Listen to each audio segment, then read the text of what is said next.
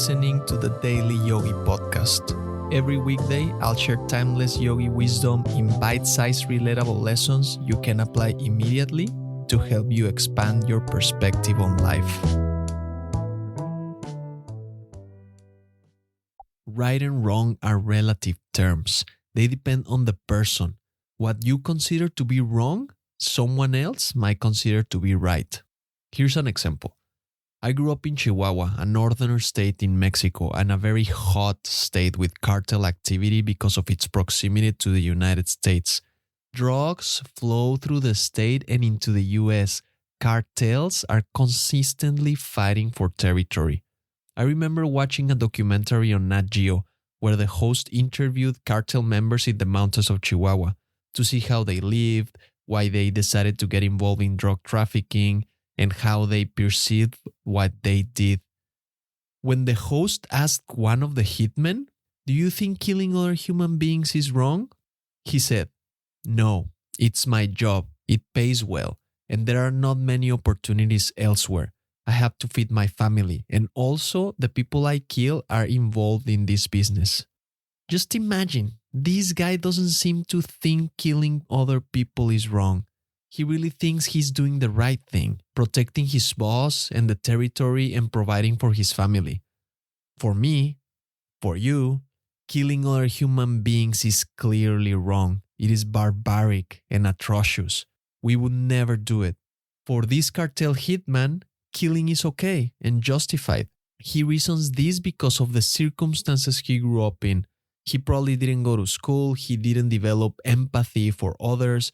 He's just content with feeding his family, doing his job, and protecting his boss. Whatever it takes.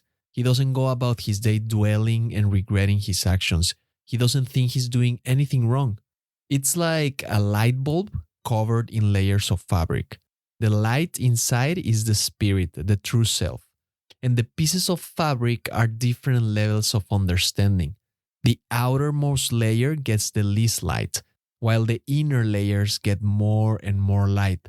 The innermost layer, closest to the glass, gets the most light, unobstructed by the fabric. Now, imagine your conscience is one of those fabric layers. Your layer would be a layer closer to the light. The hitman's layer would be farther from the light. Your layer, your conscience, receives more light. His layer is much darker. As you grow in life and as you learn, you slowly discard animal passions and instincts and erratic behaviors. You discard one layer of fabric, then the next, and so on. Each time, the light shines brighter. Things that seem right in the past now seem wrong to you.